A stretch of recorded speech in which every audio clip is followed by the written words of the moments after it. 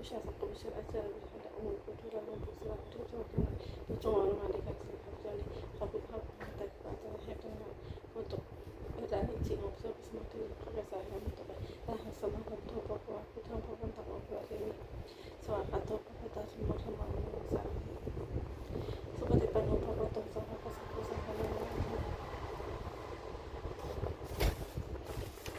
Montera Samata Sota to Tewata Sakana Mamusha Sahara to Samanta, Sake, Europe, Secretary, and many to be at his remain. Europa and Nika have take Montera Sarasana,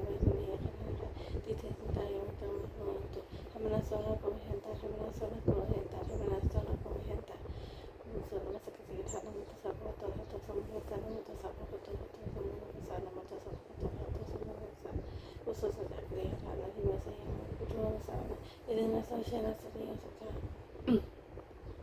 I think me so here and the moment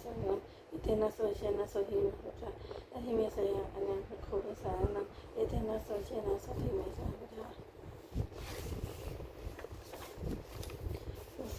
Masuk almost as on her house of his own high levels to me how and then I thought because I had so he would tell me that he was his appear at his eye he had to be so that I queen and her clarity. Come at us and I looked at other possible so hang and I have say in the house of us to her as we were but how and then I thought because I had that he was at the he because of the sapphire had his eye he knew how to hit with a queen as a target. The hot dogs are Sunday after was a fata. Gusto ko ba yung pangmasang gawa? Ako ang tawag di kayo sa iyamati. Ano po tayo sa pimalawa po isang komasyon pasang sa misya ay mamati sa suti ba so ang halay tapang ito ba so para po tayo ako at ako na yung matang suyo kasi tako ay parang ito sa di kayo musi mahal ko sa niniwala sa malakataan tapos makam sa mga ito sa iti at ako pala sa wata sa di kayo kasi talapi ko sa masa sa sulita sino magkasusa hiwa ita kasi yan nga kasi at ako wata sa iti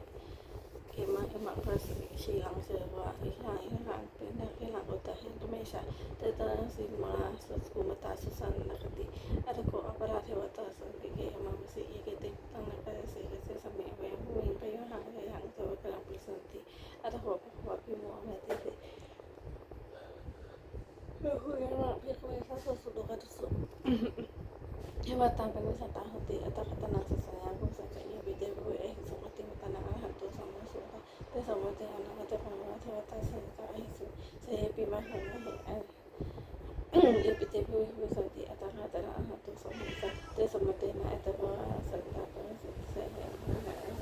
at isumip ko na tayo para naman ito isumip ko ito para naman isumip ko ito para naman tapos lang hasat ko masik ko kaya sa mga matati ko papato sa sumpa at sa wata silo ka man ko sa niya ako masa tayo sa mga itapuso sa mga lumana sa mundo ano ka na sa buragi na kasama pinong sa tena to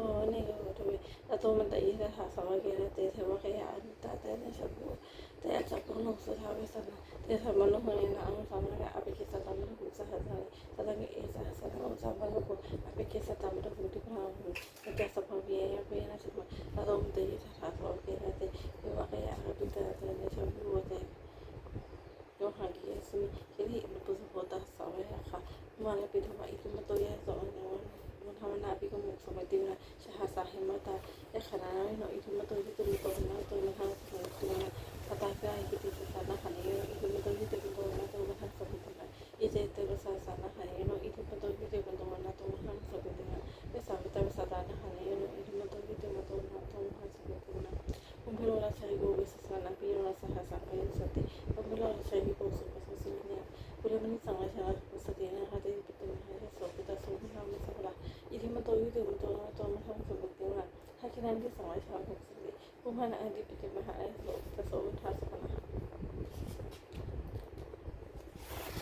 iti matoy ito mo to na to mahal sa bukti nang kasi man sa nga sa na hati piti mahal so kita so na sa wala iti matoy ito mo to na to mahal sa bukti Utali sa mga siya kung kapasante nakatipati mahayang so kita so ธรรมสุขะอิทิมโตหิติมโตอนุตตมโหสัพเพบุญที่สังอาจารย์โคตกินาหกวิจิวนาวิบุตตมะสังตตโลเตมหาราชสมตตุโลสะสัมมาอัสสุเนโรเทเตสังโยทัสสะคุมิหะทัสมิยาโกเวนทุเวเวนทุกุจวิหุสหะกะมะตะโลกะชินุทุนุทุสัพพะโตอเมยะตัสสิโลตมะตะตัสสะโนมะตะโลสุโกโนaku menjadi sesuatu yang luar biasa itu mengenai mauทำอะไรพวกนี้สังเกตอาหารผู้สมบูรณ์นะคะว่าใช่ค่ะเวลาคุยยังน่าจะทัดจะakuนะสิ่งว่าเรามันมาหาผู้สมบูรณ์นะยังนักเล่นเสียสละสละที่ที่อาชีพตะกูเวชหาเรื่องใจดีละสุขมันยังแต่ชาละสมัสสุขโลกแก่มาสุขโลกสันให้อยู่ยังหิวยังตาละค่ะสุขนะสังที่เราว่าใช่ค่ะเสนาสุขอัศจรรย์ตัวน่าแสดงถึงตัวเองเวลาก็ชอบสมาอัตมาเวลาสาววิจิตรสุริจิตาอาหารชอบต้องไม่ใช่สัตว์ถ้าต้องให้ผู้นำสเปียว่าแสดงผู้เล่นแสดงมาเป็นผู้ทำมุกโยกไปแสดงมาเตะผู้นำสเปียนั่งเราก็จะวิจารณ์จะเห็นว่าขโมยนั่นเทวสมมติสังหารไม่ใช่การฆ่าผู้เจ้าสัตว์ถ้าสัตว์จะสลายสัตว์ในโลกอิทธิมุตหิตุตัวนั้นตัวนั้นสมมติเวทผู้จะสลายจะสมมติเป็นมาจะดูสัตว์ว่าจนคุณแต่สุนัขสมมติจะได้ตัวเวทนะคะเดี๋ยวว่าค่ะว่าสุนัขเสร็จหัวโซ่ก็เป็นหัวโซ่เสร็จแล้วสลายสัตว์ในโลกอิทธิมุตหิตุตัวนั้นตัวนั้นสมมติถ้าผู้สร้างผู้เชื่อว่าใช่ไหมค่ะหรือว่าไอ้ที่เราอาจจะวิญญาณให้ตัวนั้นสามารถจะอาจารย์นาเชนไปสุดเลยที่เราอากูไม่เจอถ้าสิ่งที่เราสัตว์ไปสุดเลยนั้นอิทธิมุตหิตุตัวนั้นตัวนั้นสมมติว่าสมณะมหาสมณะมุสลิมที่ทำเป็นส่วนพูดว่าอาจจะอยู่ในวัยเดียวกันนกปลาคำให้ปลาขาผู้ให้สุถ้าเสด็จสัตว์ให้สุขในโลกอิทธิมุตหิตุตัวนั้นตัวนั้นสมมติสุกากมุหาคุยสหเอาใครหากมุหาอาหารวิจัยใครถ้าทำก็จะมีสกัดเจสนุอัธยาชนวันนี้สีให้เสด็จสัตว์ให้สุขในโลกอิทธิมุตหิตุตัวนั้นตัวนั้นสมมติที่ไม่ได้จะได้อัตไปเลี้ยงน้องพี่น้องสิบห้าชั่วโมงที่ไม่ได้ตีนุนนะคะก็เป็นแต่ให้เสด็จสัตว์ให้สุขในโลกอิทธิมุตหิตุตัวนั้นตัวนั้นสมมตินะ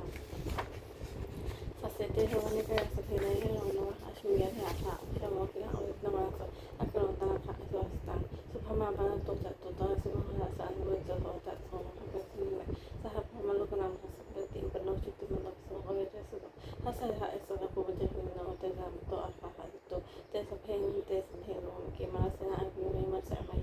อิทธาไปท่าเราอิทธาเราไปหน้าบริวารโลถ้าเป็นตะวันบริหารโมวิทาอิติตถามาสิโลปัสสิปันนี้นาตังหัจากสลังนิแทงอย่างเงี้ยถ้าสกุลเป็นคนทางจุดสกุลแต่ถ้าโสวิชติสัมปิโตวัสเป็นยาสพิเมียวเห็นยาจุกมาตาจมุตหิสาสัมเป็นยาสิวัสนาอภิดาในสังโฆและอาจารย์เรื่องสุขาค่ะด้วยงานอภิมังสเปชิวสเปวิตันสมาเพียรได้สมหันติสังโฆเจสมังกาเชริสุตติปุบสุกุชาลุโทนโมหิสโตอคติมาวานโมหิสโตอคติมาวานโมหิสโตอคติมาวานว่าก็ว่าชาวประชาชนสมัยสมัยเจ้าก็ไม่แก่ชิโร่ถ้ามีภาคทุกการกำหนดสองถ้ามีกรมละมาสองอย่างสติของเราการสองสัมปชัญญะของตัวถ้าเป็นก็กบาลคือคุ้มครองโลกสองอย่างหนึ่งคือความละอายใจสองอดตะบักเรียกว่าทำอันทำให้งามสองอย่างหนึ่งพันติความอดทนสองสุรจากความเฉลี่ยบุคคลที่หายยากสองอย่างหนึ่งคือผลิตความที่การละก่อนสองอัตนิวัตวิธีบุคคลที่รู้ประการที่ท่านทำแล้วและตอบแทนติกักคือหมวดสามรัตนาสามอย่างพระพุทธหนึ่งพระธรรมหนึ่งพระสงฆ์หนึ่งท่านผู้สอนท่านประชุมชนโดยผู้ชอบด้วยการวาจาจากการเขาไว้ในที่ท่านเรียกว่าพุทธศาสนาที่ชื่อพุทธเจ้าพระธรรมไว้ในนี้เป็นคำสอนของท่านชื่อพระธรรมบูชนที่ท่านคำสอนของท่านและปฏิบัติตามพระธรรมวินัยชื่อพระสงฆ์คุณของรัตนสัญญาพระพุทธเจ้าคือสิ่งที่เราเป็นแนวสอนให้ผู้อื่นทำพระธรรมย่อมสั่งสอนผู้ปฏิบัติไม่ให้ตกไปที่ชั่วประสงค์ปฏิบัติตามช่องของพุทธศาสนาเจ้าแล้วสอนให้ผู้อื่นทำด้วยอาการที่พระเจ้าทรงสอน2ประการ1ทรงสอนเพื่อรู้เห็นจริงในทางที่ควรรู้เห็น2ทรงสอนผู้ไม่ฟังเราเห็นจริงได้3ทรงสอนแบบอัศจรรย์ผู้ปฏิบัติตามเรื่องตัวสอนการปฏิบัติ4โอวาทของพระพุทธเจ้า3อย่าง1เว้นจากการทุจริตคือผู้ชั่วด้วยกายวาจาใจ2ประกอบสุจริตคือผู้ชอบด้วยกายวาจาใจ3ทำใจของตนให้หมดจากเพื่อสมองไม่เลือกกดลงเป็นต้นทุจริต3อย่างผู้ชั่วด้วยกายด้วยใจทุจริตผู้ชั่วด้วยวาจาเรียกว่าจิตทุจริตผู้ชั่วด้วยใจเรียกมโนทุจริตกายทุจริต3อย่างฆ่าศึก1ลักช่อ1ประพฤติผิดในกรรม1วจีทุจริต4อย่างพูดเท็จ1พูดส่อเสียด1พูดคำหยาบ1พูดเพ้อเจ้อ1มโนทุจริต3อย่างย่อมได้ของเขา1เพยบาปองร้ายเขา1ผิดศีลของทัพ1ทุจริต2อย่างเป็นเรื่องของนำเสียทุจริต3อย่าง1ผู้ชอบด้วยกายวาจาทุจริต2พระพฤ ผู้ชอบด้วยวาจาเรียกว่าจีสุจริตสามว่าผู้ชอบด้วยใจเรียกมโนสุจริต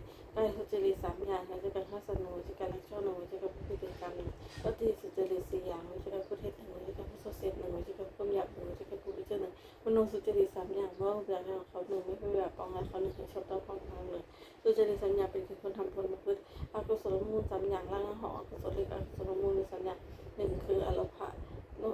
โลภะอยากได้หนึ่งโทสะคิดทุสลายคนหนึ่งโมหะหลงไม่มีจริงเมื่อกุศลมูลอย่างนี้อโทสะอโมหะแล้วก็มีเดียวแล้วส่วนอื่นก็ยังไม่เกิดขึ้นที่เกิดแล้วก็เจริญมากขึ้นเห็นไหมคือละสิกุศลมูลสามอย่างล่างของกุศลเล็กกุศลมูลมีสามอย่างอโลภะไม่อยากได้หนึ่งอโทสะไม่คิดทุสลายคนหนึ่งโมหะไม่หลงหนึ่งถ้ากุศลมูลเหล่านี้อโลหะอโทสะอโมหะก็ดีมีอยู่แล้ว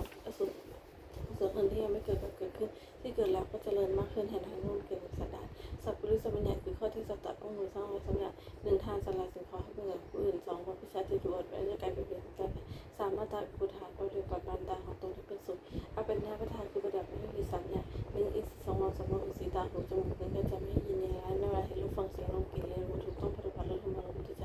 สองพอจะใช้มาตรายุตาจะประมาณในการทำผลไม่มากไม่น้อยสามชาลิคันโยกประกอบความเพียรจะละใจไม่จนไม่เห็นแก่นอนนักนะบุญกิริยาวัตถุสามอย่างสิ่งที่เป็นหน้าเหตุการณ์บำเพ็ญบุญเรียกบุญกิริยาวัตถุได้ย่อมมีสามอย่างหนึ่งทานามัยกุศลในการใช้สองศีลนามัยบริหารรักษาศีลสามภาวนามัยกุศลในการเดินภาวนาสามลักษณะสามอย่างลักษณะที่เป็นสมรกับขันธ์ทุกปวงและสามลักษณะแต่ละก็ได้จะเป็นสามอย่างหนึ่งอนิจจตาคนเป็นของเที่ยงสองทุกขตาคนเป็นทุกข์สามอนัตตาคนเป็นของไม่ใช่คน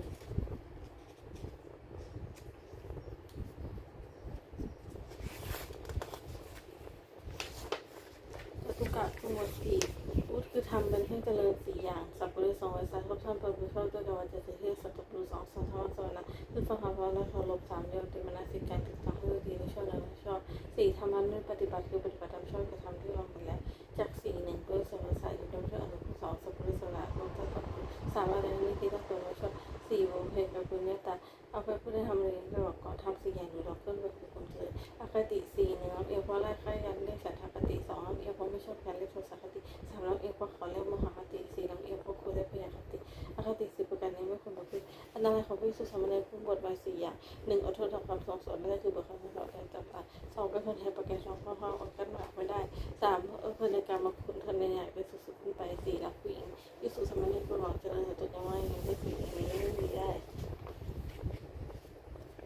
ประธานคือความเพียรสี่อย่างหนึ่งสองวันประธานเพียรระวังบาปให้เกิดขึ้นในสามสองประธานเพียรบาปเป็นขึ้นสามภาวนาประธานเพียรกุศลให้เกิดขึ้นสี่ลูกคณะประธานเพียรรักษาให้เกิดไม่เสื่อมความเพียรสี่อย่างหนึ่งเป็นความเพียรประกอบขึ้นในตนอธิษฐานคือทำด้วยความตั้งไว้ในใจสี่อย่างหนึ่งปัญญาต้องรู้สิ่งรู้สองปัญญาความเป็นใจรู้ไม่เป็นจริงสามจักขาสลายสิ่งของต้องคนเป็นใจสี่อุปสมบทความทุกข์ด้วยเพื่อสมองอิทธิบาทคือเพื่อให้ความสำเร็จสี่อย่างหนึ่งเจนทะปัญญาและภัยชนะสองวิริยะความเป็นประกอบเป็นสามจิตตะความเป็นใจแปลนั้นไม่ทำตัวสี่วิมังสาพันธ์จอมคือสิ่งนั้นคุณสี่อย่างมีตัวรู้ละใช้ความไม่ต้องเหลือวิสัยควรทำความได้ประมาทที่เป็นสี่สถานหนึ่งในการละใจทุจริตคือการสุจริตสองในการละวจีทุจริตประพฤติวจีสุจริตสามในการละมโนทุจริตประพฤติมโนทุจริตสี่ในการว่าเป็นความผิดทำความผิดที่ถูกอีกอย่างระวังใจไม่ให้กำหนัดในที่ต้องหันความกำหนัดสองระวังใจไม่ให้ขัดเกินในที่ต้องหันความขัดเกินสามระวังใจไม่ให้หลงในที่ต้องหันความหลงสี่ระวังใจไม่ให้มัวเมาในที่ต้องหันความมัวเมาบริสุทธิ์ที่สี่หนึ่งสองเพื่อนพรรวมและการแต่งไว้พอที่เพื่อจะทำทำตามเพื่อสุเนี่ยสองอีกสี่สองวันสองนมเป็นสตาร์หกจมูกเลี้ยงใจไม่ให้ยินในร้ายและว่าแห่งเสียงเราติดเลี้ยงเราคือว่าปฏิบัติด้วยธรรมะด้วยใจ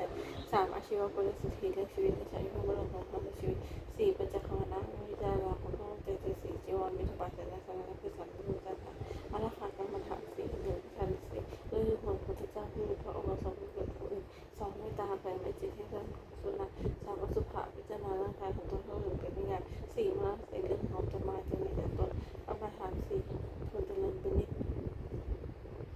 พรหมิหารสี่หนึ่งเมตตาเพราะรักใคร่ในปัจจัยให้สุขสองกรุณาความสงสารทุกคนสามมุทิตาความพอยินดีเมื่อผู้อื่นดีสี่อุเบกขาความมองเฉยไม่ดีใจเสียใจเมื่อผู้อื่นทำร้ายกันสี่อย่างนี้เป็นเครื่องอยู่ของท่านผู้ใหญ่ปฏิปฏิฐานสี่นักยานุปัสสนาสองวิชนานุปัสสนาสามจิตานุปัสสนาสี่ธรรมานุปัสสนาปฏิกำลังพิจารณาก็ได้รู้ว่าสักนี้ว่าการไม่ใช่สัตว์ตัวตนของคนเราเขาเรียกว่ากายานุปัสสนาปฏิกำลังพิจารณาเวทนาคือสุขทุกข์ก็ไม่สูงทุกว่าหรือว่าเวทนาสัมผัสไม่ใช่สัตว์ตัวตนของเราเขาเรียกว่าเวทนานุปัสสนาปฏิ กำหนดพิจารณาใจที่สมองลงให้บรรลุลักษณะใจวิชาสัตว์ตัวบุคคลความเป็นการพิจารณาสติกำหนดพิจารณาทำเป็นกุศลและอกุศลที่เป็นใจเป็นองค์สรีระธรรมวิชาสัตว์ตัวบุคคลความเป็นธรรมกุศลให้กรรมฐานสี่ธาตุสี่คือธาตุดินปฐวีธาตุน้ำเรียกว่าธาตุไฟได้เกิดธาตุลมเรียกว่าโยธาธาตุแรงไม่ได้สลายแข็งธาตุปฐวีธาตุที่เป็นภายในเหือผมเป็นฟันเป็นกระดูกเยื่อในกระดูกม้ามหัวใจตับไตลำไส้ปอดไตใหญ่เส้นอาหารอาหารครับถ้ามีลักษณะอักขระธาตุเป็นอักขระธาตุที่เป็นภายในคือเซลล์ของเลือดมันข้นเหนียวเปรี้ยวมันน้ำลายน้ำมูกน้ำมูกไข่ข้อมูลถ้ามีลักษณะทางธาตุเป็นรสชาติเป็นธาตุที่เป็นภายในคือไฟแห้งใจของคุณไฟแห้งไฟที่โซไฟแห้งกระวนเอาไว้ไฟที่เผาอาหารที่ได้ธาตุลักษณะผิวไปประมาณ5 ล้านเป็นวายโยธา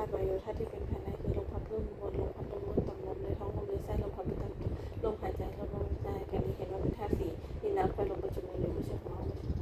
าไม่ใช่ของเราเรียกว่าธาตุกรรมฐานอริยสัจสี่หนึ่งทุกสองสมุทัยเหตุที่ทุกคือสามนิโรธคือคุณทุกสิ่งเราคือเข้าไปผ่านทุกความไม่สบายกายไม่สบายใจทุกสุขทุกข์ของทุกอย่างปัญหาความทะเยอทะยานซึ่งว่าสมุทัยเป็นเหตุเกิดปัญหานั้นมีแต่ไม่เคยปัญหาอยู่เขาไม่เราไม่ว่าการปัญหาอย่างหนึ่งปัญหาความอยากเป็นนู่นเป็นนี่เรียกเพราะว่าปัญหาอย่างหนึ่งปัญหาความอยากไม่เป็นนู่นเป็นนี่เรียกว่าวิภาวะปัญหาอย่างหนึ่งความเพิ่มใจได้เจอทุกข์ต่อไปในชีวิตนี้เราก็ความอยากลงไปอยากเห็นชมสิ่งอื่นสิ่งนี้เราเกิดทีนี้ถึงความทุกข์ได้ชื่อว่ามาก็เพิ่มเกิดความทุกข์มักเป็นออกแบบประกาศเป็นใหญ่เห็นชอบหนึ่งวันนี้ชอบหนึ่งเจรจาชอบหนึ่งทำการงานชอบหนึ่งเลี้ยงชีวิตชอบหนึ่งทำความเพียรชอบหนึ่งตั้งสติชอบหนึ่งตั้งใจชอบหนึ่ง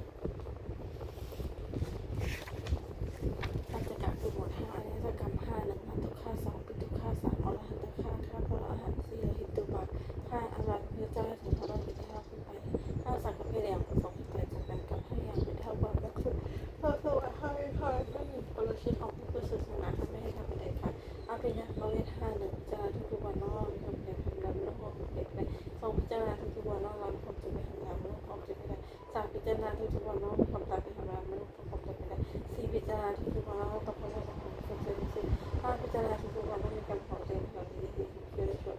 และ3ราชการไปทำความกระหัตให้1สถานที่7คนที่2 10 ล้าน2ปัจจัยที่รวม3ที่63คนละ6 4วิญญาณพระปัจจัยคนเห็น5ปัญญาลงรู้สึกลงหันสู้หมายให้ยังสมมติในพระธรรมโมไว้ปฏิบัติตามหาพุทธะสมัย2สมมติเป็น4ตาของตัวในใจจำให้ยินดีขายในข้อมูลได้เลยที่มาตามตัว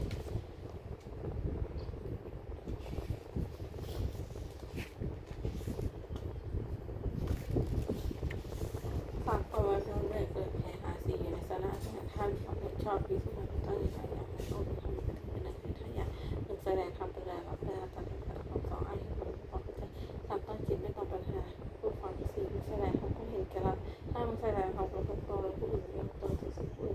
พิสูจน์ได้ทำพระพุทธถึงพระองค์ให้เราไม่ได้จดทำมาสวรรค์ได้ส่งอันนี้ส่งการของทำให้เรา1ผู้ฟังย่อมฟังในสิ่งนั้นเป็นฟัง2ไม่ฟังสิ่งแล้วไม่เข้าใจไม่เข้าใจ3มัน3ความสงสัย4ได้4มองหลงตามได้5 7ผู้ฟังย่อมสงสัยพลักคือทำบรรลุรักให้อย่างมีสถานความเชื่อ2พยาคนที่3ปฏิบัติเลยแต่4สมาธิของเราจะไม่5พยาคนอีก4 5พยาคนไม่อยากมีของตน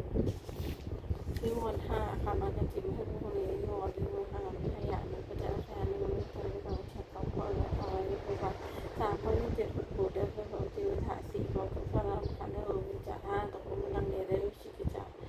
ขันธ์5การกับใจนี้บอกไปให้กองเรียกว่าขันธ์5 1รูป2พัฒนา3ปัญญา4สังขาร5วิญญาณ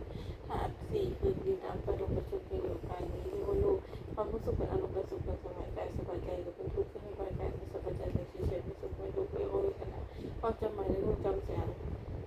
รูปเสียงรอบกลิ่นรสผัสอารมณ์ที่เกิดจากแก้วสัญญาเจตสติกรรมเป็นอารมณ์ที่เกิดจากกุศลและกุศลชั่วและอกุศล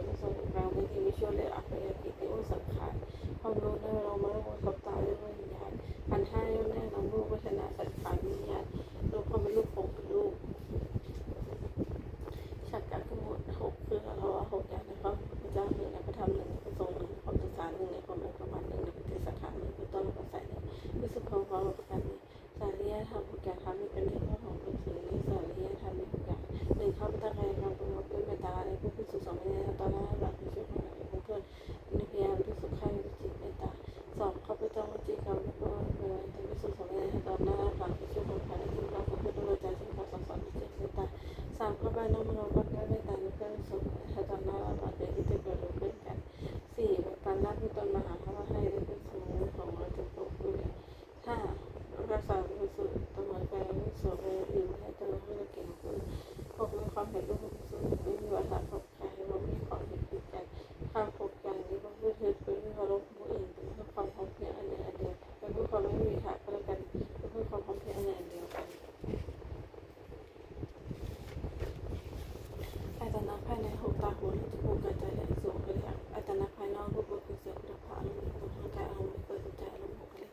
ญาณเขาอาศัยรู้ว่าโทษทางของมันที่จะคุณญาณอาศัยเสียงกระทบของของไม่สนอาศัยพินกระทบกระทบของไม่ช่างงานอาศัยลบกระทบของไม่ช่างงานอาศัยลบกระทบการของไม่เกินเนี่ยอาศัยทำเพื่อจะกระทบมันไม่ต้องมาลงเนี่ยสัมผัสของอัตนาแพทย์ตามเป็นน้อยอาการลงต้นจากคุณจะวิญญาณกระทบไปได้สัมผัสเชื่อทำงานให้กระทบไปจากคุณสัมผัสสัมผัสสัมผัสชีวสัมผัสสัมผัสสัมผัสเวทนาของความพัฒนาพัฒนาไปสู่ความรู้สึกของความพิจารณาเอาแค่ได้เป็นของพิจารณาคุณสัมผัสใช้ไม่ได้ทำงานสองสัมผัสใช้ไม่ได้การสัมผัสใช้ไม่ได้สี่ค่ะใช้ไม่ได้ไปสัมผัสใช้ไม่ได้รู้สัมผัสใช้ไม่ได้ธาตุหกธาตุวิธาตุดินเอาพอธาตุเป็นธาตุน้ำธาตุลมธาตุเป็นธาตุไฟอายุธาตุเป็นธาตุลมอากาศธาตุคือช่วงที่มีกายคือเนี่ยธาตุคืออาหารรู้อะไรได้สตังกัคือมันเจตวิญญาณทำเจตทำไม่ให้ตั้งของสมบูรณ์ที่จะมีการทำมีเจตคือหนึ่งประชุมในสองช่องเชื่อมกันเมื่อเราประชุมพร้อมเพรียงกันแล้วเราพร้อมเพรียงกันทำให้พร้อมตามเรื่องเป็นอย่างสิ่งที่เราไม่ปัญญาขึ้นในความสิ่งที่เรามันอยากไว้และสมาทานถือสายอยู่ในตัวเขาไม่เคยวัดไว้ตีพิสูจน์แล้วเป็นผู้สอนในอะไรสมเราผู้สอนนั้นเพื่อฟังเขาของท่านถ้าไม่ต้องการทำให้เขาอยากให้เกิดขึ้นโคอินเดียศาสนาปะเจ็ดตั้งใจอยู่ว่าเพื่อผู้ส่งอะไรผู้วิสิตไม่ได้ต้องสู่เอาว่าเขาว่าเขาเป็นผู้สุดทำเจ็ดอย่างนี้ก็ยืนผู้แต่งคนละความสูงความเจริญคือในอาซับผ่านเจ็ดหนึ่งซับพื้นเมืองท่องเที่ยวสองอย่างในอาซับหนึ่งจะทาคนหนึ่งเพื่อสองศิลาสองจะคือเบอร์สามสี่เขามาจีห้าสี่เขามาแล้วก็จะต้องกระโดดห้าพระพุทธเจ้าคนหนึ่งเขามาที่สองของเลยสองงานมาตกจากขาไปเสร็จของที่บนที่ไปเจ็ดปัญญาลูกศิษย์เป็นเรือแล้วก็เป็นเรือสัตว์เรือชนจักรเขามาจะบุญด้วยสัตว์ด้วยความเป็นญาเดินทำให้ตาเขาไม่ช่วยแห่งสิ่งเรือส่วนเป็นไม่แห่งทุกสองอาศัยตาเขาไม่ช่วยหัวเราสิ่งนี้แห่งนี้ทุกคนเห็นเห็นสามอาศัยตาเขาไม่ช่วยโซ่จะใช้ตะกุนแล้วระวังนะเขาไม่มีด้วยตัวที่ก่อนเรียนไปมาตายตาเขาไม่ช่วยประมาณสถานะที่อยู่ในทางไม่ชอบไม่รู้จักเพราะพวกแบบคนห้าร้อยตาเขาไม่ช่วยละในการประกอบกิจการหกสัตว์เลี้ยงตาเขาไม่ช่วยของในการนั้นเมื่อพวกนี้เขาไปหาจะท่องการงานนี้พวกคุณจะพูดอย่างนี้เป็นต้น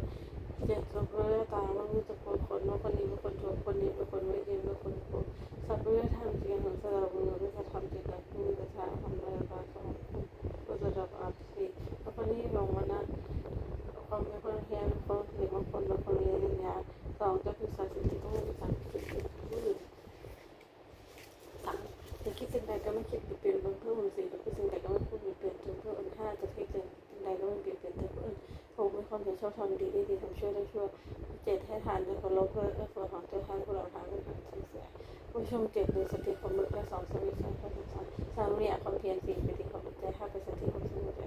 หกสมาธิความตั้งมั่นเจ็ดเป็นขับความเฉยและความเพียรสติสมบูรณ์ชมประเดิมรับตัวถูกเป็นขาสมบูรณ์ชมอัตถกะขึ้นหมดแต่ลบทำแต่คือลบทำที่สุดลบทำไม่ทำนั้นเลขลบทำแต่มีแต่อย่างคือมีลาบหนึ่งไม่มีลาบหนึ่งมียศหนึ่งไม่มียศหนึ่งหันหนึ่งสักหนึ่งทุกหนึ่งทุกคนแล้วเราทำแบบประการนี้อย่างใดหนึ่งเป็นเพื่อพิจารณาสิ่งนี้คือเราจะไม่เชื่อมีคนทุกคนเลยดูต้องทำเป็นจริงอย่างห้ามันยังได้อย่างนี้ส่วนที่มันได้ยังได้ส่วนที่มันได้ลักษณะต่างๆทำได้แต่เป็นการทำได้ความมั่นใจหนึ่งเป็นผู้ความประกอบสุขหนึ่งเป็นผู้ความสังคมวิเลศหนึ่งเป็นผู้ความอยากอะไรหนึ่งเป็นผู้ความไม่สนใจในความที่มีหนึ่งนี่อย่างไรหนึ่งเป็นผู้ความบุคคลขนาดหนึ่งเป็นผู้ความเกียรติขันหนึ่งเป็นผู้ความเลี้ยงหนึ่งถ้าเหล่านี้คงรู้ไม่ใช่ทำไม่ใช่ไม่ได้เป็นความหวังเป็นการท่านได้แบบนี้เป็นผู้ความอำนาจหนึ่งเป็นผู้ความประการทุกหนึ่งเป็นผู้ความผสมมาเป็นเกล็ดหนึ่งเป็นผู้ความอยากย้ายหนึ่งเป็นผู้ความตันตัวที่ความไม่มีอยู่เป็นที่ปัญหาตะโกนหนึ่งเป็นที่หนึ่งรู้อย่างหนึ่งเป็นที่ผู้ความได้ง่ายหนึ่งเป็นคำนี้เป็นทำเป็นไม่ได้ในความประสบการณ์ว่ามีองค์แปดเหมือนสมาธิติปัญญาเห็นชอบหนึ่งเลยสี่สองสมาสมกันมีชอบหนึ่งจะออกแบบหนึ่งมีแค่ปากหนึ่งหนึ่งแม่เป็นหนึ่งสามสมมติว่าจะชอบเป็นจะวิจิตรสี่สี่สมกรรมตะทำการเงินชอบจากการทุจริตสามสมาอาชีวะเรื่องชื่อชอบและความคิดผิดหกสมาเลยมาเป็นชอบปีในสี่สถานเจ็ดสมาสติคือเรื่องชอบและเรื่องปฏิฐานสี่แปดสมาสติจะชอบพิจารณาทันทีสี่ในมั่งไม่องค์แปดเห็นชอบดันชอบสองคนและปัญญาสีขาก็จะชอบการงานชอบเลี้ยงชีพชอบสองคนและสิ่งสีขาเปลี่ยนชอบเรื่องชอบดวงใจไม่ชอบสองคนและจิตสังขารนวากาคือหมดเก้าเวลาคือหมดเห็นเก้าอย่างลดหนึ่งของคุณท่านหนึ่งวิทยาหนึ่งตนีหนึ่งมักยาหนึ่งมักวนหนึ่งผู้ปนหนึ่งมีความปรารถนาหนึ่งหนึ่งอีกหนึ่งทัศกาคือหมดเศษการกุศลบทสิบและเป็นแค่การทำได้กายสามอย่างหนึ่งปฏิบัติธรรมที่มีแบบรู้คือค่าสะสมอาทิตย์ละธรรมที่เจ้าของไม่ได้ให้ถึงไม่ได้ทำหมดสามก็ผู้ศาสตราจารย์เป็นผู้กิจการเสร็จเป็นวิจิตรก็คือทำด้วยวาจา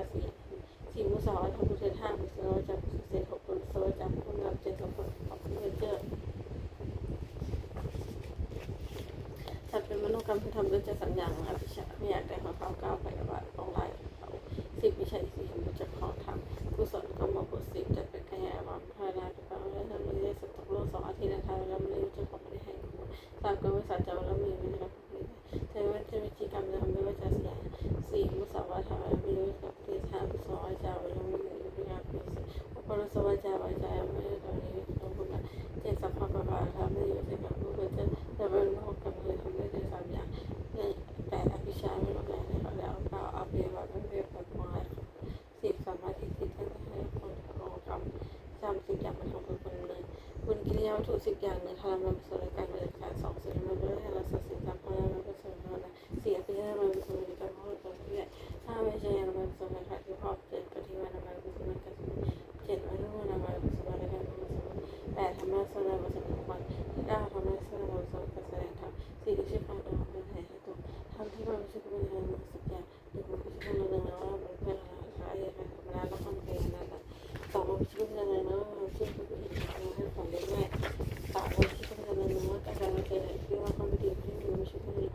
มันไม่ใช่เป็นอะไรนะติดเตียนด้วยสิ่งใดไม่5มันไม่ใช่เป็นอะไรนะพวกแค่คอยดูสิ่งใดมา6มันเป็นอะไรนะต้องขอความของเจริญ7มันไม่ใช่เป็นอะไรนะว่าเราจะขอได้ทำได้ดีช่วยช่วย8มันไม่ใช่เป็นอะไรนะคุณต้องทำของเลย9มันไม่ใช่เป็นอะไรที่จะขัดมัน10มันไม่ใช่เป็นอะไรนะสื่อมันต้องไม่ช่วยเกิดอะไรของความคิดด้วยพลังบ้านชาการการทำให้เป็น10 อย่าง1 4 ล้านและเขาจะให้เราทำให้เป็นการที่จะทำมาสักแต่ยังไม่มีการที่ไม่งาม4 สวยจะตามเป็นตัวไม่เป็น5ก็เหตุสักการทำไม่งามที่ผู้ทำ6ทำมากก็ตายทำมาเป็นข้อเจริญเรียกคนเจริญเป็นคนดี8สำรวจในเรื่องว่าเรื่องของเชื่ออย่างนี้ด้วย4ทำการทำเรื่องผู้ทำได้810ปัญญาและเรื่องของจริงเลยก็ถามว่าช่วยด้วยความรู้สึกอยากเอาไปใช้ทางทำให้พัฒนาสอนแล้วตัวทางที่เราเป็นคนเรียนจำนวนกันทางที่เป็นประธานคือพลังงานสนใจ4อสังขารประธานที่เขาทำให้มันเป็น5เวลาเขาประธานเป็นความเพียรเรา6ศิลปะพัฒนามี7สมาธิและฐานที่เขาตั้ง8ปัญญาเราเราไม่รู้นะ9รู้วิธีในทางให้เขาไม่ควรจะเป็น10ไม่รู้วิธีในทางหาความเชื่อมันคงจริงก็จะเป็นเด็กอนุสติคือเอาที่คนเรารู้สึกประกาศหนึ่งพัฒนาเสรีรูปคุณจะ2ของมันเสรีรูปภาษา3ของมันสติรูปผสม4เวลามีสติรูปฝึกกันให้จับพันสติรูปของเราแล้ว6ช่วยทำสติรูปของเราเลยได้เด็กประมาณ4นี้ผมจะเห็นแปลกแก่สติรูปคนในการเห็นน้องไม่หนักไม่กี่สัปดาห์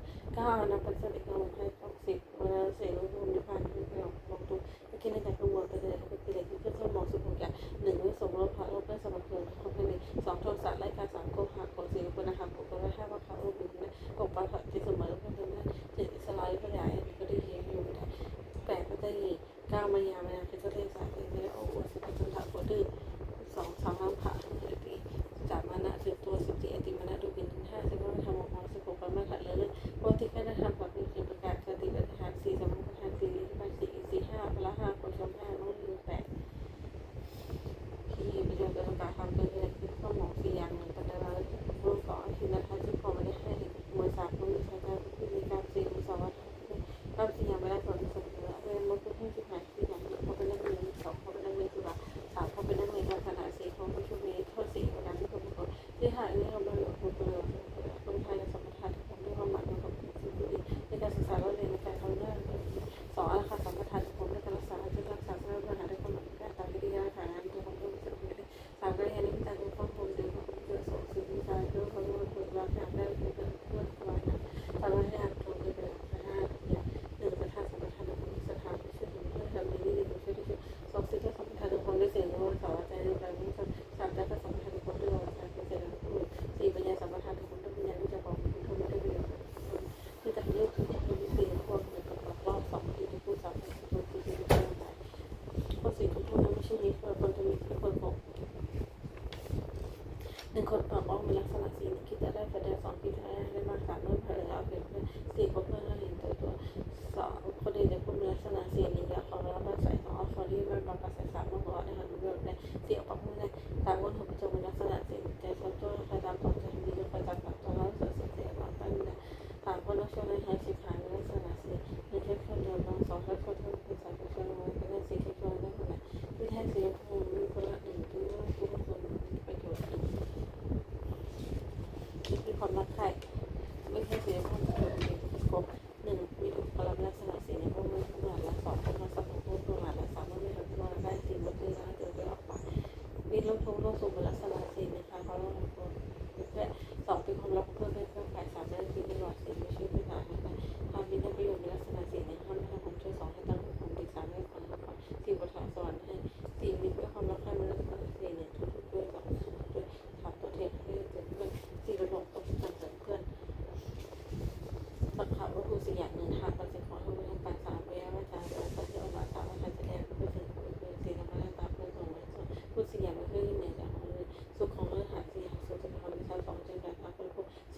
ไม่ต้องไปรีดสี่คนก็เล่าหัวแล้วโทษความปรารถนาของบุคคลที่สมหมายได้ยากสี่อย่างหนึ่งเขาสมควรจะเป็นทางชอบสองตัวนั้นเธอเป็นพวกของสองตัวสายที่ไหนสี่เมื่อเส้นชีพของเบิร์นสวรรค์ความเป็นเหตุสมัยมีอยู่สี่อย่างสถานสัมปทานของสถานสองส่วนสถานของที่การจัดสัมปทานของ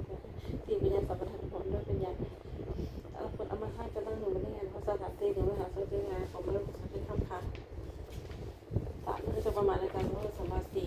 ตั้งสติหรือบุรุษสุเสียเป็นเรื่องผู้เล่นผู้หลังสุขภาพผู้เล่นสี่ภาพของคำว่าสี่หนึ่งสัญญาความสุขใจในการสองสมาคมจริงในตัวสามปฏิของมันสี่จะค้าความเคยเพิ่มไปบรรยากาศคือประโยชน์ในการเป็นสองบริโภคให้อาหารแต่ความเชื่อมั่นชอบกันหนึ่งเล่นตัวบรรดาเวลาบอกว่าสองเล่นสูงผู้สุขสัมภาระเชื่อได้สี่ทำพีให้ยานเกินกับไปญาติปีของญาติสองไป